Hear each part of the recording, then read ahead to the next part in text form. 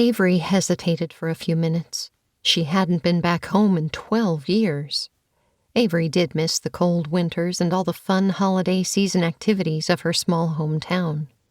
But one terrible day overshadowed all of her pleasant memories of Frisco, a day that Avery had pushed to the back of her mind and locked away.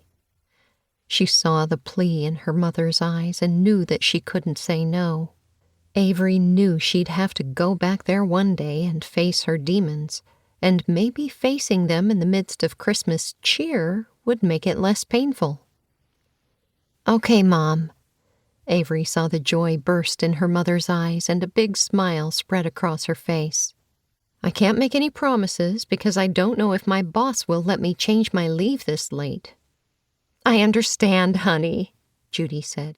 "And thank you for at least wanting to try to get here." She reached over and picked up her tea, taking a sip.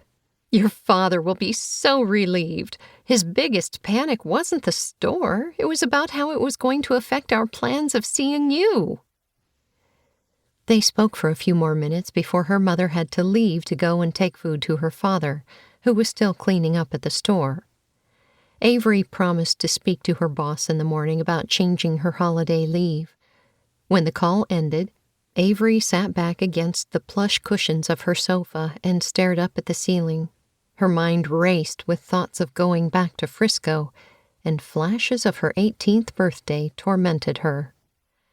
It was supposed to be the happiest day of her life, but it turned out to be one filled with heartache, betrayal, and pain. Avery had been engaged to be married on her 18th birthday, but her fiancé had stood her up at the altar with a note that said, "You deserve the big future you've always dreamed of." She had grabbed her bags, left Frisco for Los Angeles, and never looked back.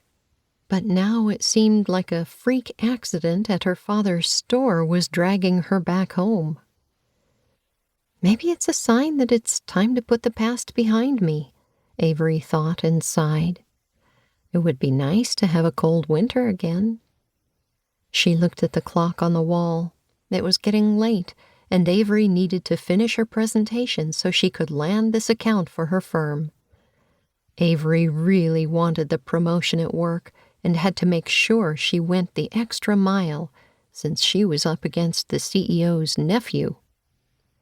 As Avery got ready for bed 3 hours later, she couldn't shake the feeling that going back to Frisco would be a turning point in her life, and she wasn't quite sure if it would be for better or for worse.